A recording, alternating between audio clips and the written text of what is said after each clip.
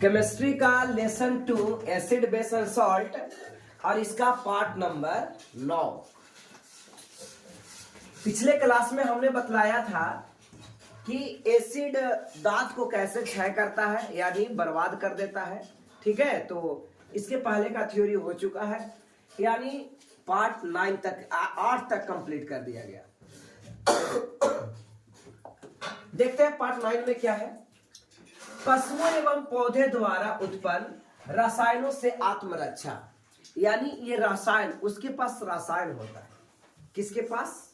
पौधे के पास या पशुओं के पास। जैसे चींटी के पास एक रसायन होता है, फॉर्मिक अम्ल होता है ना। वो काटेगा तो आपको हाथ पैर फुला देगा। अब जब हाथ पैर फूल जाता है तो ई डर से क्या करता है, चींटी से लोग दूर रहता है। बिड़नी और हड्डा से लोग दूर रहता है। क्यों दूर रहता है? क्यों मारेगा, है ना, तो फूल जाएगा। एक बजाओ, एक और आप बिच्छू ले लो। बिच्छू के पास भी एक वेपन्स है, हथियार है। डंक मारेगा तो भी आपको बर्बाद। सांप के पास भी एक आत्मरक्षा है। लाइन करिए। सांप के पास में भी एक आत्मरक्षा है, और वो आत्मरक्षा क्या है बता सकते हैं? हाँ, सांप में क्या पाया जाता है? जहर पाया जाता है। ठीक है, समझ में आ रहा है? जहर रहता है। और कुछ पौधों के पास भी रहता है इस प्रकार से। आज सिस्टम नहीं आई है आज कल। तो कैसे आत्मरक्षा होता है उसके बारे में, है ना, सोचिए। और नहीं तो आदमी सब उसको मार देता है ना। गाय के पास भी आत्मरक्षा है, लेकिन वो एसिड और बेस से नहीं, उस सिंग से रक्षा करता है। अपने आप को रक्षा सिंग से। समझ रहा है? कुत्ता के पास भी है, काट लेगा तो रेबीज हो जाएगा। उससे डर से लोग कुत्ता से ठे नहीं लेता है। यानी भगवान ने सेल्फ डिफेंस उसको बना के रखा है ना। आदमी के पास भी है। आदमी तो सेल्फ डिफेंस के लिए बंदूक यूज करता है, तलवार यूज करता है। अब उस सबके पास तलवार और बंदूक है? हड्डा के पास है तलवार बंदूक? बातें कुछ समझ में आ रहा है? तो क्या कभी आपको मधुमक्खी ने डंक मारा? मधुमक्खी, हड्डा, बिड़नी, कुछ भी, है ना, तो आपको याद होगा कि डंक मारा। मधुमक्खी के डंक एक अम्ल छोड़ता है जिसके कारण दर्द और जलन का अनुभव होता है। ठीक है ना। और इसमें फॉर्मिक अम्ल छोड़ता है। कौन सा अम्ल छोड़ता है बच्चे? फॉर्मिक अम्ल। फॉर्मिक अम्ल कौन सा अम्ल छोड़ता है? फॉर्मिक अम्ल। ठीक है ना। कहता है डंक मारे गए अंग में, जहां पे डंक मारा वहां पे बेकिंग सोडा जैसे दुर्बल क्षारक का उपयोग करेंगे तो आराम मिलेगा। क्या मिलेगा? आराम मिलेगा। बेकिंग सोडा का कल ही फार्मूला बताया। क्या फार्मूला था? CnAHCO3। ये बेकिंग सोडा का फार्मूला बच्चे। किसका? बेकिंग सोडा का। तो बेकिंग सोडा का जब लगाएंगे तो बेकिंग सोडा क्या है? क्षार है, और अम्ल के साथ अभिक्रिया करेगा, न्यूट्रलाइजेशन हो जाएगा, यानी न्यूट्रल हो जाएगा। क्या हो जाएगा? हाँ?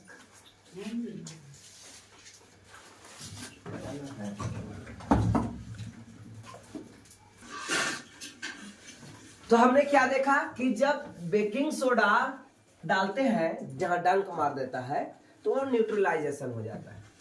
ठीक है। अब देखिए, एक होता है नेटल। नेटल भी हड्डा बिड़नी जैसा एक नेटल भी होता है। ठीक है ना। तो डंक वाले बाल में मेथेनोइक अम्ल छोड़ता है। जहां डंक मारता है ना वहां पे उस बाल से क्या निकलता है? मेथेनोइक अम्ल। मेथेनोइक अम्ल। ठीक है। डंक वाले स्थान पे मेथेनोइक अम्ल निकलता है। मेथेनोइक अम्ल का कोई फॉर्मूला बताएंगे? CH3COOH। ये हो गया मेथेनोइक अम्ल। क्या है? मेथेनोइक अम्ल। ठीक है ना। तो मेथेनोइक अम्ल। अब इसको कोई नोट ही नहीं किया। हाँ? बोलते हैं गोली बंदूक निकाल के रखा करो, जब बोलेंगे तब ऑर्डर गोली चलाओ, तो पता चल रहा है आप गोली निकाल के सरिया रहे हैं। अरे यार, मरा जाओगे एक आध दिन। कहता है जिसके कारण जलन वाले दर्द का अनुभव होता है, बहुत ज्यादा जलता है। मेथेनोइक अम्ल का फॉर्मूला क्या होगा? CH, गेटवा लगाइए, CH3COOH, CH3COOH यानी COOH, मेथेनोइक अम्ल का फार्मूला ही हो गया। आइए अब देखते हैं कि नेटल कैसे, और कुछ पादप भी है ना। कोई कांटा भी चुभेगा तो बड़ा दर्द देता है, ये कांटा चुभेगा तो दर्द कैसा होगा। आइए कहता है प्रकृति उदासीनीकरण, प्रकृति उदासीनीकरण के विकल्प देती है। कहती है अगर प्रकृति ने कोई चीज अगर ऐसा बना दिया तो उसका एक तोड़ भी बनाया है। समझ में आ रहा ना। जैसे आप रामायण का भी देखे होंगे, तब तीर चलता रहता है ना, तब ब्रह्मास्त्र है, ये है, वो है, नागपास्त्र है, सब तीर का नाम होता था। ठीक है, तो अगर कोई ये वाला तीर चलाए तो उससे बढ़िया वाला तीर चलाओ तो उसका धनुष तीर क्या होगा, कट जाएगा। आपने देखा था ना, विलीन हो जाता है तीर, भगवान ऊपर जा करके आसमान में विलीन हो जाता है। ऐसा ही है, प्रकृति ने अगर कोई चीज ऐसा बनाया रोज तो उसका एक तोड़ भी बनाया है। तोड़ मतलब समझ में आया। अगर ये कुछ प्रॉब्लम आ गया तो उसको प्रॉब्लम को क्रिएट करने का यानी सोल्व करने का भी कुछ ना कुछ तरीका बनाया। तो डंक तो चिट्टी में दे दिया, और चिट्टी काटता है तो फॉर्मिक अम्ल के कारण है ना बीमारी पैदा कर देता है, मेथेनोइक अम्ल के कारण शरीर में जलन उत्पन्न होता है। तो इसी का कुछ तोड़ दिया है। देखिए क्या है तोड़ प्रकृति ने। नेटल एक नेटल एक शाकीय पादप है ना, जो जंगलों में उपजता है। नेटल, ये नेटल है, ठीक है। इसका कांटा, इसका जो बाल है रोआ चुभेगा, समझ रहा है। अच्छा वो खजुआत भी हम लोग उसको कहते हैं, वही नेटल होगा सर। खजुआत कहते हैं, नाम सुना है खजुआत, है ना, पेड़ में रहता है, पौधा में, और उसका रुआ आपके शरीर में लग जाएगा, बहुत कलकलाएगा। हाँ कुछ गर्म, हमको नहीं पता, समझ में आ रहा ना। सीम के जैसा रहता है, हाँ भिंडी जैसा, और उसमें बाल बहुत सारा रहेगा, रुआ। अच्छा छोड़ दिए सर, भिंडी बोला ना, भिंडी में भी रुआ रहता है, वो भी काटता बहुत है, नहीं खजुआता है। तो ये सब क्या है, सेल्फ, और नहीं तो और कभी कभी देखे होंगे सेल्फ डिफेंस के लिए एक ऐसा ही एक पौधा रहेगा जिसको हम लोग नदी में रहता है, यार उसका क्या नाम है भूल रहा है, हाँ कांटा रहता है, क्या नाम, कांटा एक नदी में पाया जाता है ना, नदी में पाए जाने वाले कांटा जिसमें सरसों जैसा काला काला के बीज रहता है, ध्यान में आया, उससे तेल भी निकलता है, ठीक है। तो उस कटैला उसको बोलते हैं। अब पता नहीं अथी लैंग्वेज में क्या बोला जाता होगा, बायोलॉजिकल में, तो हम लोग अपना रीजनल कटैला। अब वो कटैला आत्मरक्षा कैसे करता है, वो पत्ती से, पत्ती में कांटा रहता है, ठीक है। अब जब कोई जानवर खाएगा तो काट गड़ेगा ना, इस वजह से, और एक जो कि दो चार को उगवे करता है और उतने में खा जाए, क्योंकि वो तो नदी के किनारे या नदी में होता है, तो नदी में तो ज्यादा पेड़ पौधा होगा नहीं, ठीक है। तो इस वजह से ये अपना आत्मरक्षा किया, ओके। तो जैसे कटैला या और भी चीजें हैं, कहते हैं इसके पत्ते में डंक नुमा बाल होते हैं। या फिर एक और देखते हो, रास्ता में जाते रहते हैं तो बहुत मिलता है, जो आपके कपड़ा पर एकदम सट जाएगा, हाँ, या चिड़चिड़ी ये बोला जाता है, ठीक है। उसको भी चाहिए रहेगा तो वो भी आपको शरीर में भी सट जाएगा, बड़ी छुड़ाने में दर्द देगा, समझ में आ रहा ना। तो कहने का मतलब ये सब जो अगर गलती से छू जाए तो डंक जैसा दर्द होता है। इन बालों में मेथेनोइक अम्ल का स्राव होता है, होने के कारण यह दर्द होता है। कभी कभी कोई कांटा भी गाड़ता है ना, तो एकदम दूसर कांटा जैसा दर्द होगा, है ना, बैर या फिर और कुछ जो एकदम नॉर्मल कांटा जैसा नहीं रहेगा, ठीक है। तो वो अम्ल निकलने के कारण ऐसा होता है। पारंपरिक तौर पर इसका इलाज डंक वाले स्थान पर डॉक पौधे की पत्ती रगड़कर किया जाता है। अब डॉक पौधे पता नहीं क्या होगा, है ना, डॉक प्लांट से, डॉक जो पौधे होते हैं, है ना, अगर उसका पत्ती लगा दिया जाए, पहले के जमाना में बहुत सा पत्ती के रस से जख्म ठीक कर लेते थे, ठीक है। तो उसी प्रकार से एक डॉक एक पौधा होगा, उसकी पत्ती को रस निकाल लीजिए और डंक वाले स्थान पर रख दीजिए, ठीक हो जाएगा। ये पौधे अधिकतर नेटल के पास ही पैदा होते हैं। कहां पे पैदा होता है, नेटल, यानी जहां से खजुआत जैसे पौधा था जो मेथेनोइक अम्ल छोड़ता है, और वही ये भी है, तो एक दूसरे का न्यूट्रलाइज करने का तरीका। अब मान लिया जाए कि हमको गड़ा है वो वाला नेटाल वाला पत्ती यहाँ, ठीक है, और डॉक उपज रहा है जाके एकदम बहुत दूर, तब तक तो आदमी छछनते छछनते मर जाएगा। इस वजह से प्रकृति ने ऐसा बनाया है कि जहां पे डॉक होगा वहीं पे नेटल होगा, है ना, कि अगर हो गया, गड़ उड़ गया या खजुआ रहा है तो आप ठीक कर लो, ठीक है। क्या आप डॉग पौधे की प्रकृति का अनुमान लगा सकते हैं? हाँ, बिल्कुल लगा सकते हैं। अगर वो एसिड छोड़ता है तो इसमें बेस निकलता होगा, यानी उसकी पत्तियां में क्या होगी, बेस की मात्रा ज्यादा होगी। बेस मतलब क्षार की।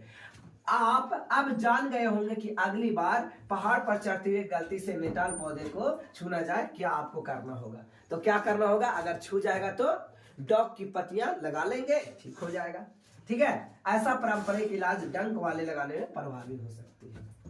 क्लियर है? तो यानी कहने का मतलब इस चैप्टर से हमें ये शिक्षा मिला कि उदासीनीकरण की प्रकृति में भी पाया जाता है।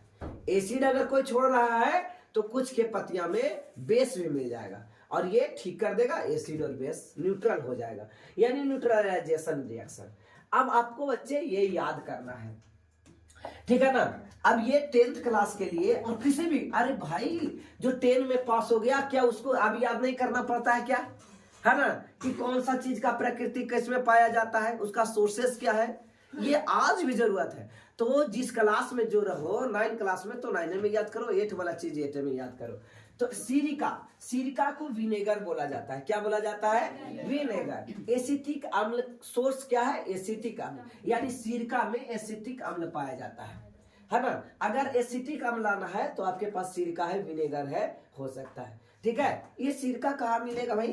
तो सिरका चाउमीन बनाता है ना, काला काला देखे हो, वही एसिटिक एसिड है, यानी सिरका है, विनेगर। अगला है संतरा। इसमें संतरा में कौन सा एसिड पाया जाता है? संतरा में सिट्रिक अम्ल पाया जाता है। संतरा में कौन सा अम्ल पाया जाता है? सिट्रिक अम्ल पाया जाता है। इमली में टार्टरिक अम्ल पाया जाता है। टमाटर में ऑक्जेलिक अम्ल पाया जाता है। लैंग्वेज ऑफ केमिस्ट्री बुक लाई है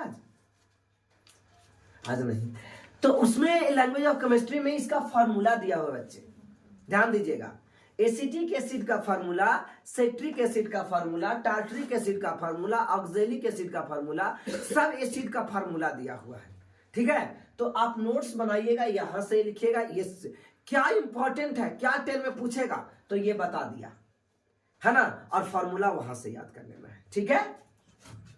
उसी प्रकार से खट्टा दूध या दही का, है ना, इसमें लैक्टिक अम्ल पाया जाएगा, नींबू में सिट्रिक अम्ल पाया, चिट्टी के डंक में मेथेनोइक अम्ल पाया जाएगा और नेटर में ये। और चिट्टी जब एगो लाल चिट्टी रहता है ना, उसमें कौन सा अम्ल पाया जाता है? फॉर्मिक अम्ल पाया जाता है ना, जो माटा हम लोग बोलते हैं। एगो छोटे छोटे पिपरी चिट्टी होती है, छोटे छोटे, और एक बड़ा बड़ा चुटवा भर के होता है। हाँ, काला काला रहेगा तो उसको चूटा बोलते हैं, और जो लाल लाल रहेगा उसको खोटा बोलते हैं, माटा बोलते हैं, है ना, और खोटा तो अथिया को बोलते हैं। चलिए समझ में आ गया, तो चुट्टा चुट्टी क्लियर। आइए अब इस कुछ क्वेश्चंस है, उस क्वेश्चन को देखने की कोशिश करें।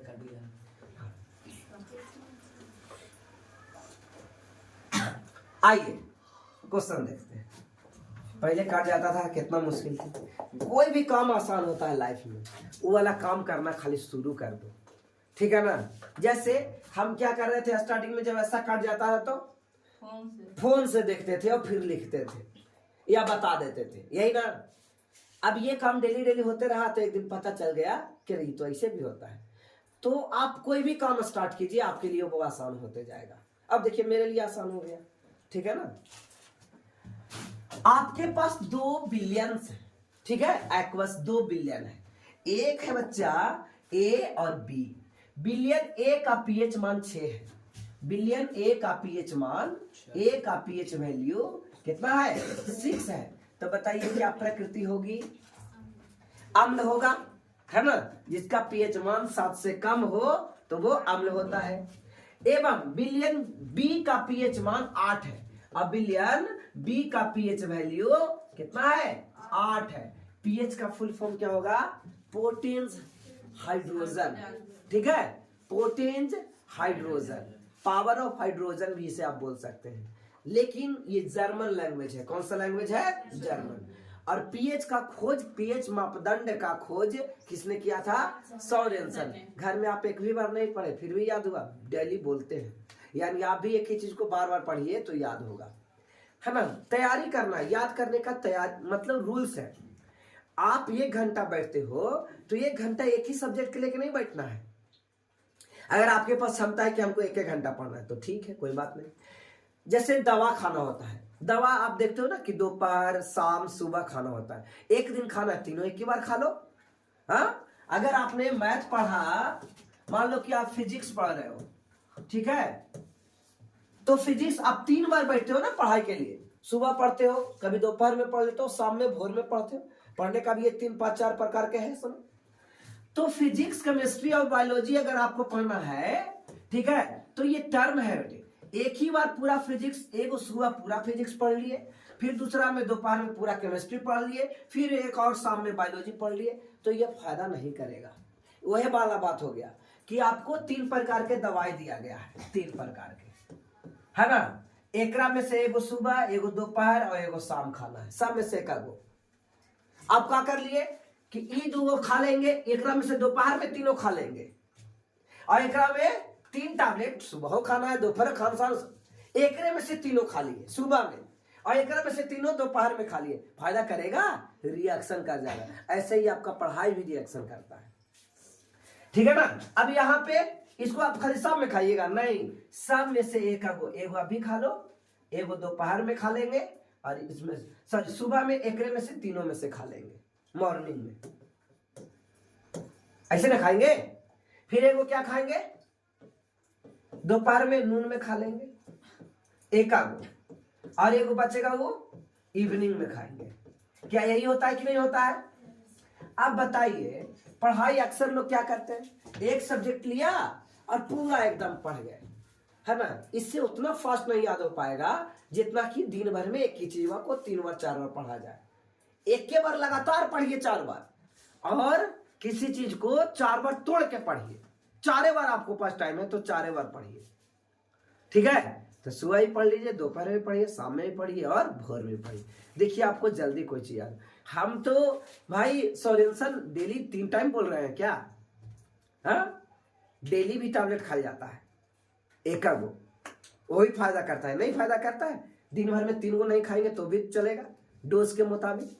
समझ में आना। तो इस प्रकार से पढ़ाई का भी एक लक्षण है आपको याद होने का। तो बी का पीएच क्या है बच्चे? 8 है। किस विलयन में हाइड्रोजन आयन की सांद्रण अधिक होगी? बताया जाए, किस विलयन में हाइड्रोजन आयन की सांद्रण अधिक होगी, है ना। तो जिसमें 8 रहेगा हाइड्रोजन आयन का सांद्रण इसमें अधिक होगा। क्या होगा? अधिक होगा। समझ में आ रहा है ना? हाइड्रोजन आयन का सांद्रण अधिक होगा कि हाइड्रोजन कि उसका होगा। आइए चलिए पहले आपको मैं थ्योरी बतलाता हूं। सबसे बड़ा कंफ्यूजन से ही सीख मिलती है। क्या सीखना है?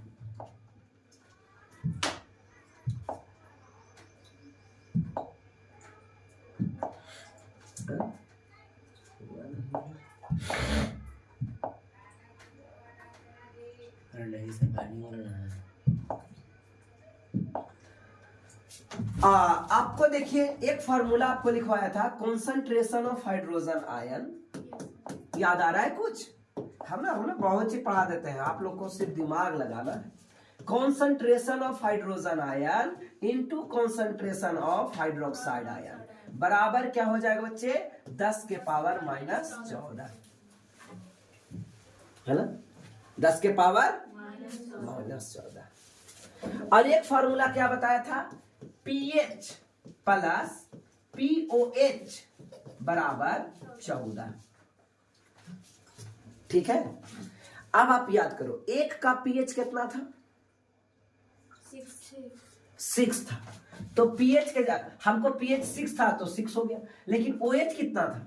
सॉरी, एक का पीएच 8 था। क्या था? 8। तो इसका पीओएच कितना हो जाएगा? बोलिए, बताइए बेटे। 6 होगा। 8 उधर जाएगा तो 14 में से 8 गया, बाकी बचा कितना? 6। आइए अब इसका हमको निकल गया कि इसका POH 6 है। एक फॉर्मूला और लिखाया था, POH बराबर, क्या लिखाया था? POH बराबर माइनस लॉग हाइड्रोजन आयन का सांद्रण, सॉरी इसमें हाइड्रोक्साइड आयन का सांद्रण, किसका सांद्रण? हाइड्रोक्साइड आयन का सांद्रण। और एक लिखाया था pH बराबर माइनस लॉग हाइड्रोजन आयन का सांद्रण, प्लस प्लस ना। क्या ये आपको इतना बातें याद आ गया? हा? क्या इतना बातें याद आ गया? समझ में आ रहा है? अब मैं क्वेश्चन और आगे बढ़ाता हूं, ठीक है बच्चे? देखिएगा, हमने क्वेश्चन किया कि हाइड्रोजन आयन का सांद्रण 10 के पावर -4 है, 10 के पावर -4 है। तो फाइंड कीजिए pH का मान क्या होगा, यानी इसका pH वैल्यू क्या होगा।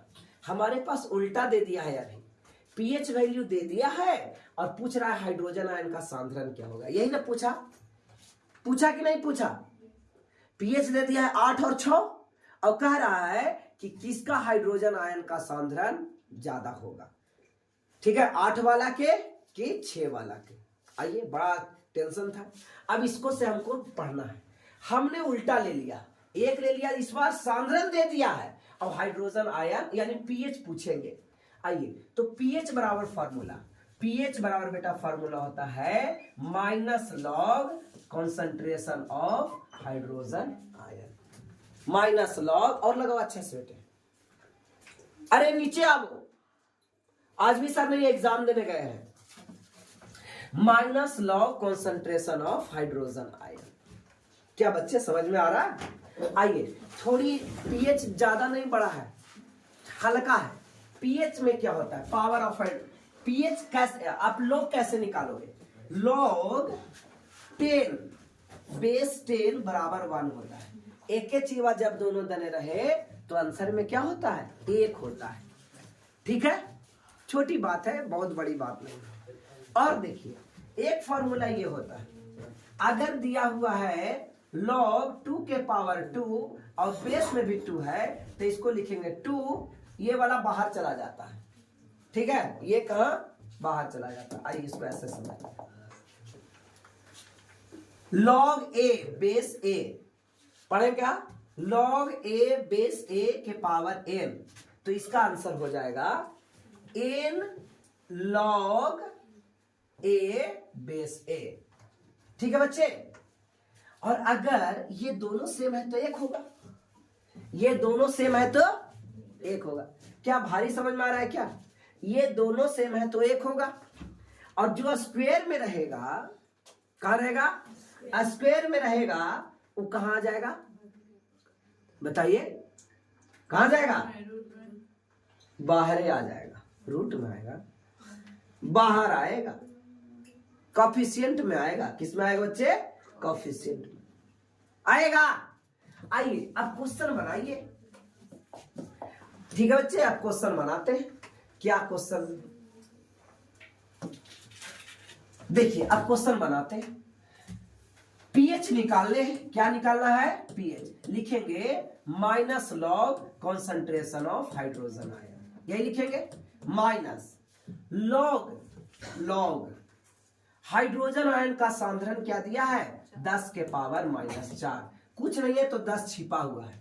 जैसे स्क्वायर रूट ऐसे रहता है, या कुछ नहीं है तो 2 नहीं छिपा हुआ रहता है, और 4 लिखा हुआ है तो प्लस पहले से छिपा हुआ है। मैथ में कई रूल्स ऐसे हैं जो छिपा हुआ रहता है, मान लेना रहता है। ठीक है, तो ऐसा ही यहां भी है कि अगर कुछ नहीं है बेस में तो 10 छिपा हुआ है। अब बताइए, ये इस फॉर्मूला जैसा हो गया बच्चे? हाँ, n बाहर कोफिशिएंट में आ जाएगा तो माइनस, और यहां से आया -4, और ये क्या दिया? log 10 base 10। हाँ, तो बताइए, माइनस माइनस प्लस, और ये क्या हो गया? यानी 1 हो गया। ये क्या हो गया? 1, यानी आंसर हो गया 4, यानी pH हो गया 4। कितने लोग को समझ में आया? कुछ नहीं समझ में आया? pH हो गया कितना? 4 हो गया। pH कितना आया? 4। क्लियर है? अब दूसरा क्वेश्चन लेते हैं बच्चे। दूसरा क्वेश्चन कि अगर इस बार पीएच फिर से फाइंड करना है ना, एक हल्का ही क्वेश्चन ले लेते हैं। और दिया हुआ है कॉन्सेंट्रेशन ऑफ हाइड्रोजन आयन, यानी हाइड्रोजन आयन का सांद्रण दिया हुआ है 10 के पावर -7। ठीक है, तो आंसर हो जाएगा 7। अभी देखिए ना, सब एक ही जैसा। 4, अरे ये 4 जो था इधर आएगा तो माइनस माइनस खत्म करार देगा, और यहां पे 4 देगा। ठीक है, यहां पे कितना देगा? अब बनाते हैं। फॉर्मूला क्या था पीएच निकालने का? Minus log concentration of hydrogen ion, है ना। हम हिंदी में बोलेंगे तो आपको इंग्लिश में, हिंदी में बोलेंगे तो हिंदी में याद हो जाएगा, और इंग्लिश बोलेंगे तो इंग्लिश में याद हो जाएगा। होगा ना। सब टीचर पर डिपेंड करता है, आपके माहौल पर डिपेंड करता है। इंग्लिश भी आसान है, लेकिन यहाँ पे जो आदमी रहे पढ़ाने वाला, उसको इंग्लिश आना चाहिए। ठीक है ना, इसमें स्टूडेंट की कोई गलती नहीं रहती है। आपको जैसा माहौल मिलेगा वैसा ही ना आप सीखिएगा। हाँ, घर में मम्मी बात करते हैं ताली में गाली दे देते हैं, तो आप कैसे सीखोगे? बढ़िया कोई वो गाली दे वाला सीखोगे। आइए, अब यहाँ आया माइनस लॉग, और हाइड्रोजन आयन का सांद्रण कितना है बच्चे? 10 के पावर -7। यहाँ क्या छिपा हुआ है? 10। तो माइनस, और यहां से आया हाँ 7 आया, और इधर क्या हो गया? एक शॉर्ट पड़ रही है क्या? हाँ, ये क्या मतलब, क्या चीज का बैच चल रहा? 7 में वहां है, वहां रहता तो आंसर डायरेक्ट कहते 7, है ना। आदत पड़ रही है ना, आदत पड़ जाएगी। यहां देख रहे हो कितना लाइन चल रहा है। ये क्या है बच्चे? ये हो जाएगा आंसर में माइनस माइनस हो गया प्लस 7 गुने 1 और बराबर 7। कितना लंबा है लिखते हैं? नहीं, 1 क्या आया? 7। तो कुछ बातें समझ में आया, लाइन फिर कट गया, बोलवा बंद तो चल रहा यार, दरवाजा छूट गया क्या? देखो तो गेट वो खोल दो। आइए बच्चे, अगला क्वेश्चन थोड़ा सा टफ करते हैं।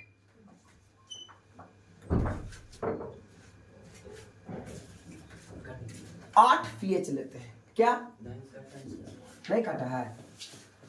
हाइड्रोजन आयन का सांद्रण इस बार लिया गया है 8, 10 के पावर 8।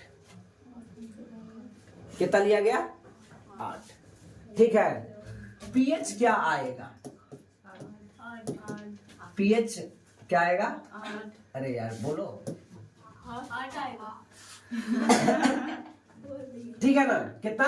8। अब ये निकालेंगे पीएच।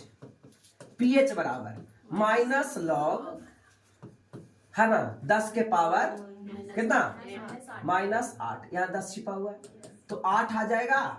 क्या माइनस हो गया, और -8 और गुने 1, यानी 8 आ गया। 8 आ गया।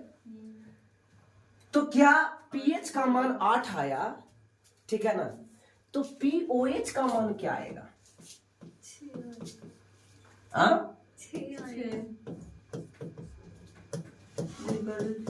14 था। तो बताइए इसका मान कितना है? 8। यहाँ हो गया 14, और ये हो गया पीओएच। पीओएच का मान कितना हो गया? 6 हो गया। क्या आपको समझ में आया? अब आइए क्वेश्चन पर। कह रहा था कि 1-2 बिलियन है बच्चे। 1 बिलियन ए है जिसका पीएच वैल्यू 6 दिया है, और 1 बिलियन बी है जिसका पीएच वैल्यू क्या दिया है? 8 दिया है। क्या दिया? 8 दिया है। समझ में आ रहा है? अब आपको ये बतलाने हैं, ये तो एसिड होगा और ये होगा, ठीक है, ये होगा क्या? बेस।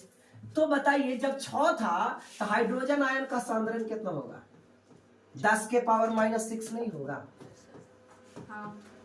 हाँ?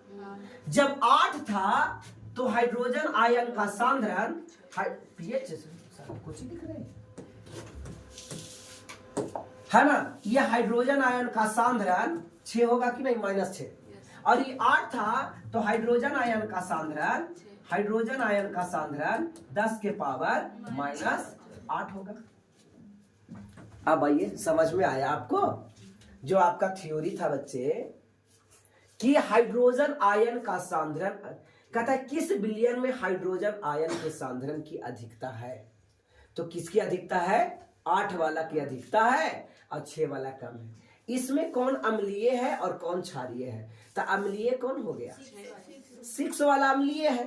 बताइए ये क्वेश्चन कितना लॉलीपॉप लग रहा है? भारी लग रहा है क्या? आसान नहीं, बन गया क्वेश्चन, आंसर हो गया। क्या 2 बिलियन, किस बिलियन हाइड्रोजन आयन का सांद्रण है? तो कहेंगे कि जिसका 10 के पावर 8, यानी हम लोग और डिटेल्स बना सकते हैं कि 10 के पावर -8 है ना। इतना प्रूफ करके बताया जा सकता है, ना किताब में है, ना आपके एनसीईआरटी बुक में भी है, नहीं और ना ही भारतीय वन में ये सॉल्यूशन है। लेकिन क्वेश्चन तो दे दिया है ना, तो इसको गैस उससे लोग लिखवा देते हैं, कहे कि गैसवा छापे वाला आदमी हमरा से तो तेज होगा, है ना, तो उसको तो जरूरी ये मेथड पता होगा। तो वहां आंसर वो लिख दिया कि हाइड्रोजन आयन का सांद्रण अधिक होगा किसका? 8 वाला के, है ना। लेकिन टीचर को बुझा जाएगा क्या?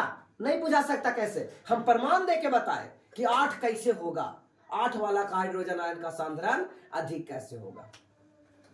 आइए आप दूसरा क्वेश्चन देखते हैं। कहता है हाइड्रोजन आयन की सांद्रण का विलयन की हाइड्रोजन आयन की सांद्रता का विलयन की प्रकृति पर क्या प्रभाव पड़ेगा? तो विलयन की प्रकृति पर क्या प्रभाव पड़ेगा? तो अम्ल होगा। अम्ल या क्षार बताने की मतलब चर्चा उसमें होगी। जिसका हाइड्रोजन आयन का सांद्रण कम रहेगा वो क्या होगा? अम्ल होगा। और जिसका हाइड्रोजन आयन का सांद्रण अधिक होगा वो क्षार होगा। ठीक है, ये बता सकते हैं। या हम ये भी कह सकते हैं हाइड्रोजन आयन के सांद्रण पर डिपेंड करता है, ठीक है, उसका पीएच मान। ओके, और अगर 7 रहेगा, 10 के पावर -7 होगा, तो पीएच कितना होगा? 7 होगा। ठीक है ना, क्लियर है। क्या क्षारीय विलयन में हाइड्रोजन आयन होते हैं? तो यस होते हैं, है ना। लेकिन इसको हाइड्रोजन आयन क्षारीय में नहीं लिखा जाता है। क्षारीय में क्या? हाइड्रोक्साइड आयन लिखा जाता है। अगर हाँ तो क्षारकीय क्यों है? इसलिए है क्षारकीय कि उसका पीएच वैल्यू या हाइड्रोजन आयन का सांद्रण 7 से अधिक होगा, इसलिए वे क्षारकीय है। अगला क्वेश्चन, कोई किसान खेत में, चलिए ठीक है, आइए उस सब चैनल के नीचे बुलाया फिर से वो कोई आके, ताकि सर नहीं आएगा। आओ बच्चे, आओ बच्चे, तुम्हें दिखाएं फिर से। लवण के साथ संबंध में अधिक जानकारी, कि लवण के साथ संबंध कैसे होगा। लवण मतलब सॉल्ट, है ना, सॉल्ट लवण, कैसे उसको प्राप्त करेंगे लवण, समझ में आ रहा? तो बताया जाए लवण के संबंध में उसकी जानकारी।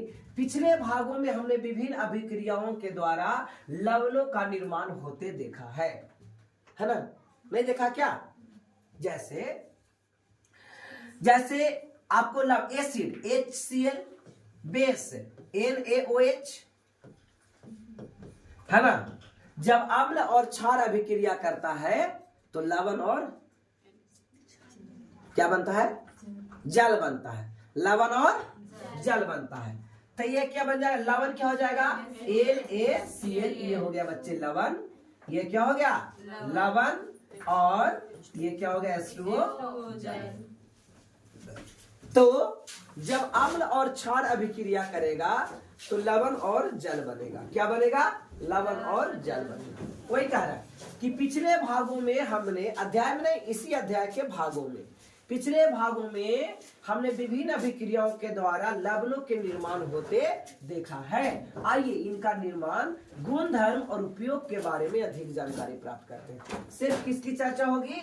इस लवण की चर्चा होगी, ठीक है ना, इस लवण की चर्चा होगी। तो कैसे बनेगा? जब कोई अम्ल क्षार के साथ अभिक्रिया कराएगा तो लवण और जल बनेगा। क्या बनेगा बच्चे? लवण और जल बनेगा। जब कोई अम्ल क्षार के साथ अभिक्रिया करेगा तो लवण और जल, एसिड और बेस रिएक्शन होगा तो सॉल्ट और वाटर बनेगा। क्या बनेगा? सॉल्ट और वाटर बनेगा। आइए आगे देखते हैं। लवण का परिवार यानी लवण का फैमिली सॉल्ट फैमिली। आइए कहता एक्टिविटी 2.13 यानी कि 13, ठीक है, यानी दूसरा चैप्टर का ये 13वां नंबर एक्टिविटी। नीचे दिए गए लवण के सूत्र लिखिए। ये सबका सूत्र है, क्रियाकलाप है। लवण का सूत्र लिखना है। पोटेशियम सल्फेट, कौन बताएंगे पोटेशियम सल्फेट का फॉर्मूला? K2SO4। पोटेशियम सल्फेट, के का हो गया एक वैलेंसी और सल्फेट का हो गया दो वैलेंसी, इधर आ गया K2SO4 पोटेशियम सल्फेट। बोली बंधु तैयार है? अगला सोडियम सल्फेट, क्या लिखे? Sodium sulphate. तो सोडियम सल्फेट, सोडियम का वैलेंसी एक और सल्फेट SO4, सोडियम सल्फेट हो गया बच्चे, है ना।